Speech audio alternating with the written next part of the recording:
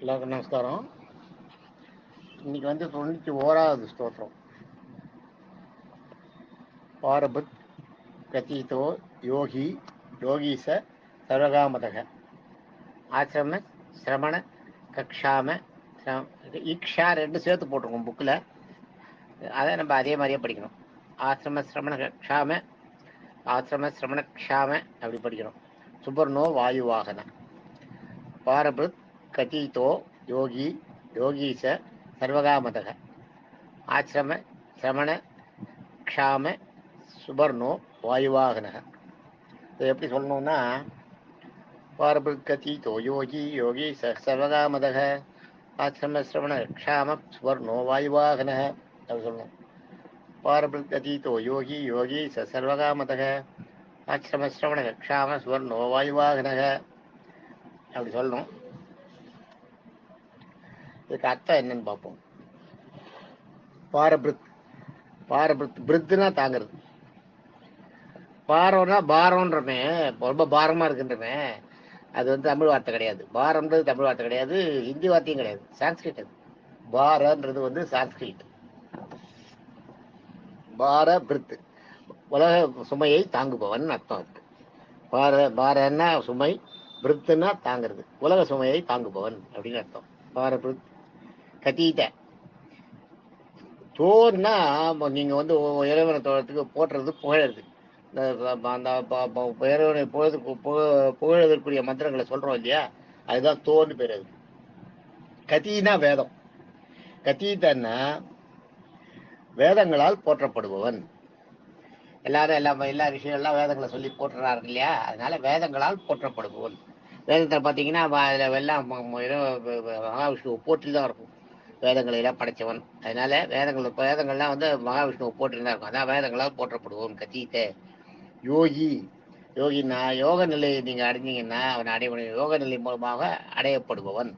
அப்படி யோக நிலையினால் அடையப்படுபவன் அப்படி சொல்லலாம். யோகி. அடுத்தது யோகீச்ச. அடுத்தது யோகிகளுக்கெல்லாம் சன்னா அரசன். யோகீச்சன யோகிகளுக்கெல்லாம் அரசனாக விளங்குபவன் அப்படின்னு அர்த்தம். யோகீச்ச சர்வகாமதக சர்வ காமதக. சர்வன்னா எல்லா, காமம்னா இச்சை, தன்னா கொடுக்கறது. ஜீவாத்மாக்களுக்கு எல்லா இச்சைகளையும் கொடுப்பவன். அப்பதான் அவங்கள கொண்டு போய் இந்த இகபர சுகத்துல மாட்டி விட்டு அவங்கள உழல வைக்க முடியும்.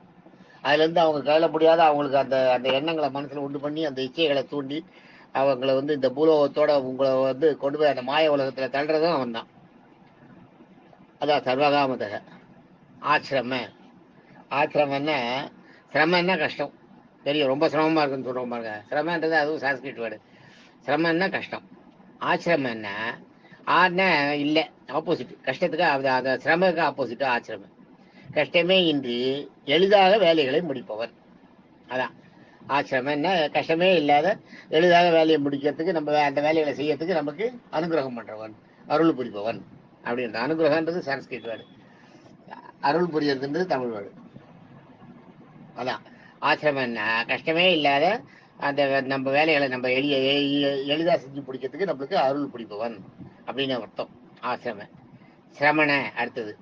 முதல்ல வந்து எளிதாக செய்ய முடியுதுன்னா அடுத்தது வந்து சிரமண என்ன, சிரமம் என்ன கஷ்டம் நம்ம படிச்சு வைப்பேன். குணம் என்ன காரணம். ஆக ஆசிரமும் அவன் தான், கஷ்டம் இல்லாத எளிதாக வேலையை முடிக்கிறான். சிரமணம் என்ன, கஷ்டத்துக்கான அந்த பெரும் கஷ்டங்களுக்கு காரணமாக இருப்போன்னு அவன் தான். உங்க மனசுல இச்சையை தூண்டி உங்களை ஒரு இதுல கொண்டு போய் மாட்டி விட்டு உங்களை உழல வைக்கிறதுக்கு, ஐயோ நான் ஏன் இதுல வந்து மாட்டேன்னு அப்புறம் நினைக்கிறீங்களே, அதுதான். அதை செய்யறவனும் அவன் தான். உங்களோட கஷ்டத்தை உங்களுக்கு ஈஸியாக்கி உங்க வேலைகளை எளிதாக முடிச்சு கொடுக்கறதும் அவன் தான். உங்களை கொண்டு அந்த கஷ்டத்துக்குள்ள மாட்டி விடுறதும் அவன் தான். அதைத்தான் இங்க ஆசிரம சிரமண அப்படிங்கிற. சிரமணன்றது வந்து கஷ்டங்களுக்கு, பெரும் கஷ்டங்களுக்கு காரணமாக இருக்கும். க்ஷாம. க்ஷாம க்ஷாமன்னா க்ஷமின்னா சரணாகதி. ஷமின்னா மன்னிச்சோ வந்து சரணாகதி அடைகிறது, அதான் ஷமின்னா. க்ஷாமன்னா சரணாகதி அடைந்த எந்த உயிரையும் காப்பவன். எந்த உயிரும் தன்னை வந்து சரணாகதி அடைஞ்சிருச்சுன்னா அப்புறம் காப்பாற்றுவோம். விபீஷ்ண சரணாகதி, காக்காசுரன் சரணாகதி. காக்காசுரன் கதை உங்களுக்கு தெரியுமான்னு தெரியல. சீதையை வந்து காக்காசுரன் வந்து கொஞ்சம் இம்சை கொடுத்தான். காட்டுல அந்த வனவாசத்துல இருந்த ராமராவன் வனவாசத்துல இருந்தப்ப காகாசுரன் வந்து சீதையை வந்து கொத்தி அவனுக்கு தொந்தரவு கொடுத்தான். உடனே அப்ப அவ என்ன சொல்றா ராமர்கிட்ட, இந்த மாதிரி இந்த பாருங்க இந்த காக்கா வந்து எனக்கு இந்த மாதிரி பண்றதே.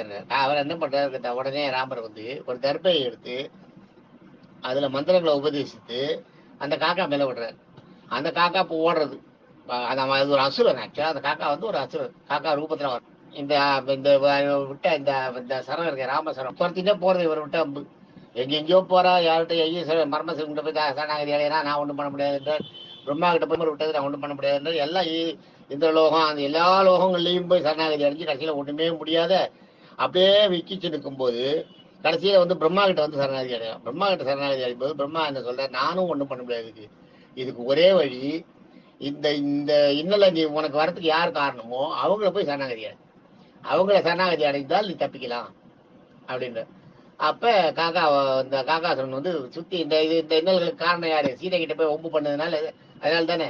அதனால போய் சீதை கிட்டேயே சரணாகதி அடைச்சிடறான் அந்த காக்காசுரன். தெரியாம பண்ணிட்ட, தெரியாம உன்னை குத்தி உன்னை துன்புறுத்திட்ட, என்ன மன்னிச்சிரு அப்படின்னு சரணாகதி அடைகிறான்.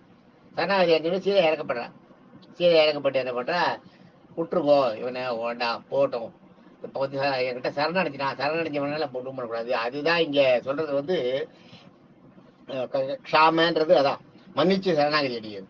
கொடுக்குறான் சீதை சரணாகதி கொடுத்துட்ற. கொடுத்த உடனே ராமர் என்ன பண்ற, தன்னுடைய அம்புக்கு வந்து ஒரு இலக்கு வேணும். இலக்கு இல்லாத ஒரு அம்பு விட்டு அம்பை வந்து அதனோட இலக்கில் எதையாவது உடனே நிறைவேற்றாம அதை மறுபடியும் திருப்பி வாங்கக்கூடாது. திருப்பி வாங்கினா அதுக்கப்புறம் அந்த அம்பை செலுத்த முடியாது, அதுக்கு பலன் இருக்காது. ஒரு அம்பு எடுத்து விடுறதுக்கு முன்னாடி அதுக்குதான் எதையும் ஒரு காரியத்தை செய்யறதுக்கு முன்னாடி யோசிக்கணும். செஞ்ச அப்புறம் அதனோட பலன் வரும்போது ஐயோன்னு அவசரப்படக்கூடாது. அதனாலதான் அம்பை விட்டு ஒருத்தர் மேல அம்பை விடும்போது அதை வந்து யோசிக்கணும், இந்த அம்பு விடலாமான்னு. ராமர் யோசிச்சு தான் விட்டார். வந்துடுத்து. இப்ப காக்காசுரன் வந்து சீதாயை சரணாகதி அடைஞ்சுன்னா அந்த அம்பு காக்காசுரனுக்கு பின்னாடி நிற்கிறது, காக்காசுரனை அடிக்கிறதுக்கு. உடனே ராமர் என்ன பண்றார், இது ஒண்ணுமே பண்ண முடியாது, இந்த அம்புக்கு ஏதாவது ஒரு இடம் கொடுக்கணும். இந்த அம்புக்கு அதனால நீ என்ன பண்ணு, இந்த உன்னுடைய ஒரு கண்ணை இந்த காக்காசுரன் கிட்ட சொல்ற, நீ வந்து சீதை சரணாகதி அடைச்சதுனால நான் உனக்கு சரணாகதி கொடுத்துட்டேன், அதனால இந்த அம்புக்கு வந்து ஒரு இடம் வேணும், அதனால உன்னுடைய கண்ணை கொடுத்துரு, ஒரு கண்ணை குத்திட்டு போயிட்டா நீ பழச்சுப்ப அப்படின்னா சரின்னு ஒரு கண்ணை. அதனாலதான் இப்பயும் காக்காவுக்கு வந்து ஒரு கண்ணு கிடையாதுன்னு, ஒரு கண்ணால பாக்குறதுன்னு. அதுதான் சம்பிரதாயம், அதுதான். அது மாதிரி அது வந்து அதுதான் காக்காசுரனோட கதை. அதுதான் காக்காசுரனுக்கு வந்து சீதை அடைக்கலம் கொடுத்தாப்புல. அதே மாதிரி விபீஷணன் என்னதான் ராவணனோட தம்பியா இருந்தாலும் ராவணன் செய்யறது சரியில்லைன்னு சொல்லி பார்த்தா ஒன்றும் முடியல. கடைசியில ராவண யுத்தத்துல கட்டாயம் செய்யலங்க அழிய போறதுன்றது விபீஷனுக்கு தெரிஞ்சு போறோடனே வந்து ராமன்கிட்ட சரணடைகிறான். அப்ப எல்லாரும் சொல்றாங்க, ஆஞ்சநேயரை தவிர மீதி அத்தனை பேரும் விபீஷணனுக்கு வந்து லக்ஷ்மணன்ல இருந்து எல்லாருமே இவருக்கு அடைக்கலம் கொடுக்காதீங்க, இவன் வந்து ராவணனுடைய தம்பி, என்ன இருந்தாலும் அந்த பாசம் இருக்கும், கடைசியில எங்கேயாவது ஒரு நேரத்துல நம்மளை சரியா மாட்டி விட்டுருவான், நம்மளை எதையாவது ஒருத்தர் வந்து காட்டி கொடுத்து அவன் இது பண்ணிடுவான். அதே மாதிரி அவன் தம்பி அண்ணன் வந்து ரொம்ப கெஞ்சினான்னா அண்ணன் கிட்ட போய் சேர்ந்துருவான். நம்ம விஷயங்களை எல்லாம் தெரிஞ்சுட்டு போறதுக்காக வந்திருக்கானான்னு தெரியல, வேஷம் போடுறானா இல்லையா, நிஜமாவே அவன் சரணாகதி அடைஞ்சிருக்கானா தெரியல, வேண்டாம் இவனுக்கு சரணாகதி கொடுக்காதுன்னு எல்லாரும் இருக்கிறார்.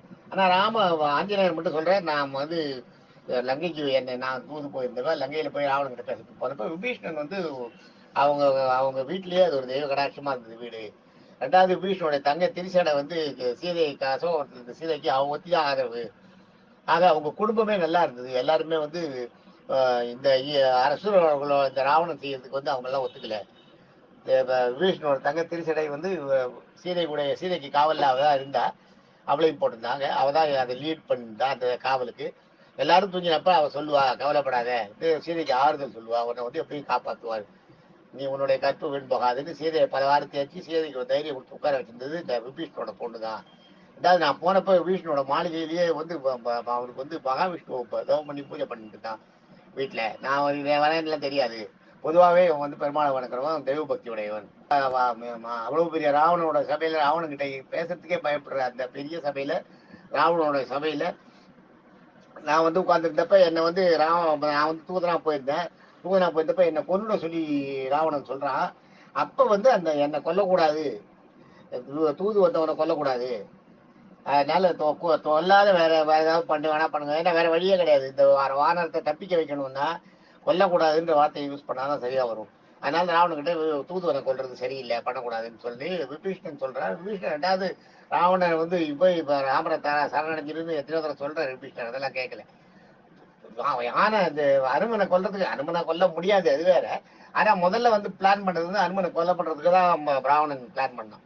அனுமனை எப்படியாவது கொண்டு தான் அனுமனை கொல்றதுக்கு தான் அவன் உத்தரவும் போட்டான். ஆனா விபீஷணன் தான் அதை தடுத்து தூது வந்தவனை கொல்லக்கூடாது அப்படின்னப்பறம் தான் வாலில் துணியை கட்டி கொளுத்தி விடு அப்படின்றது ராவணன் ஆர்டர் போட்டது. அப்புறம் அந்த நெருப்பே வந்து ஆஞ்சநேயரை சுடலை. ஆஞ்சநேயர் வந்து ராமத்தை வந்து ஸ்மரணம் பண்ணிட்டு வந்து எல்லா இடத்துக்கும் இலங்கையே கொளுத்தி விட்டு போயிடுறாரு எல்லா இடத்துலையும் அப்படின்றது கதை. அந்த கதையெல்லாம் உங்களுக்கு தெரியும். ஆக இதுக்கு காரணமா இருந்தா அந்த நேரத்துல விபீஷணன் வந்து என்ன சொன்னான், தர்மத்தை பேசுறான், அதனால விபீஷணன் நல்லவன் அப்படின்றத வந்து ஆஞ்சநேயர் எடுத்து சொல்றார். ராமருக்கு உள்ள தெரியுது விபீஷனுடைய முகமும் அவனுடைய பொலிவும் அவனுடைய மனசுல என்ற எண்ணங்களும் ராமரால படிக்க முடியுது. அதனால ராமர் சரணாகி எல்லாரையும் தாண்டிதான் ராமர் சரணாகி கொடுக்குறாரு. எதுக்கு இது இந்த இடத்துல வந்ததுன்னா, எப்படியாப்பட்ட விரோதியா இருந்தாலும் தன்னை வந்து நீதான் சரணம், உன்னதான் சரணம், நீதான் காப்பாற்றணும்னு வந்துட்டா காப்பாத்துட்டு வரான் பெருமாள். அதைத்தான் இங்க வந்து ஷாமன்னு மன்னிச்சு அவருக்கு வந்து சரணாகதி கொடுக்குறது ஷாமன்றது. அது மாதிரி பண்ணினவர் ஷாம. சுபர்ண அடுத்தது சுபர்ணன்றது வந்து சூன்றது வந்து சிறந்த, நம்ம நிறைய இடத்துல பார்த்துக்கோம். பர்ணன்னா பர்ணசாலைன்ற மாதிரி தங்குற இடம். பர்ணன்றது பர்ணம்ன்றது வந்து தங்குற இடம். பரணன்றது அது அதுல இருந்து வந்ததுதான், பர்ணையில இருந்து வந்ததுதான். ஏன்னா காடுகளில் தங்குற இடங்களுக்கு வந்து பேர் பர்ணம்னு பேர், பர்ணசாலைன்னு வாங்க. அதான் நிறைய பேர் தங்கி சேர்ந்து இருக்கிற இடத்துக்கு பேர் பர்ணசாலைன்னு பேர். காட்டுல தங்கறதுக்கு தனியா ஒரு வீடு கட்டிருக்கிறது பேரு பர்ணம்னு பேர். பர்ணம்ன்றது என்னன்னா பரணி மேல தரையில கட்டுறது இல்லை. ஏன்னா தரையில வந்து துஷ்ட மிருகங்கள் ராத்திரில வந்து அடிச்சு போட்டுரும் பண்ணிடுறதுக்காக மரத்துக்கு மேல துஷ்ட மிருகங்களுக்கு எட்டாத ஒரு உயரத்துல ஒரு வீடு அமைக்கிறது, கட்டுறது. வீடை கட்டி மரத்தாலேயே கட்டி அதுக்குள்ள இருக்கிறதுக்கு பேர் தான் பர்ணம்னு பேரு. அதுதான் பிற்காலத்துல பரணின்னு ஆயிப்போச்சு. பர்ணம்னா உயரத்துல, தரையில இல்லாத கொஞ்சம் உயரத்துல வீட்டை கட்டுறது. காடுகள்ல, எஸ்பெஷலி காடுகள்ல இதை பண்ணுவாங்க. அதுதான் பர்ணம். சுபர்ண சிறந்த, சிறந்த சூர்னா சிறந்த. பர்ணன்றது வந்து அடியார்கள் ரிஷிகளும் தங்குமிடமாக திகழ்பவர். அடியார்களும் நீங்க ரிஷிகளும் தங்குற இடம் பர்ணசாலை இல்லையா, அந்த பர்ணசாலையே பெருமாளோட அம்சமா தான் இருக்குமா. அதான் சுபர்ண. அடுத்தது வாயுவாகனக. வாயுன்றது வந்து நமக்கு தெரியும் காத்து. வாகனன்றது வந்து அது மேல ஏறி உட்காந்துட்டு போறவர். அந்த காத்தோட சுழற்சி இருக்கு, அந்த காத்துக்கு அந்த சுழற்சியை ஏற்படுத்துறதே ஈஸ்வரன் தானா, பெருமாள் தானா. அந்த வாயு வாகனன்றது வாயு காற்றையே வாகனமாக கொண்டு செல்பவன், காற்றை வழி நடத்தி செல்பவன், காற்றுக்கு சுழற்சி சுழன்று இயங்குமாறு அந்த சக்தியை கொடுத்தவன் அர்த்தம் வாயு வாகனன்றது. ஆக இன்னைக்கு வந்து 91வது ஸ்தோத்திரம். நம்ம 851 இருந்து 860 வரைக்கும், நேற்றுக்கு 850 வரைக்கும் பார்த்தோம். இன்னைக்கு 51 இருந்து 60 வரைக்கும் பார்த்துருக்கோம். 10 ஸ்தோத்திரம் இன்னைக்கு பார்த்துருக்கோம். இன்னைக்கு சகஸ்ரநாமத்துல 10 ஸ்தோத்திரம் பார்த்துருக்கோம். 91 ஸ்லோகங்கள் இது வரைக்கும், இந்த ஸ்தோத்திரங்கள் இது வரைக்கும் நம்ம பார்த்துருக்கோம். 10 திருநாமங்கள் இன்னைக்கு பார்த்துருக்கோம். இது வரைக்கும் நம்ம 860 திருநாமங்கள் பார்த்துருக்கோம். 91 ஸ்தோத்திரம் பார்த்துருக்கோம். தேங்க்யூ.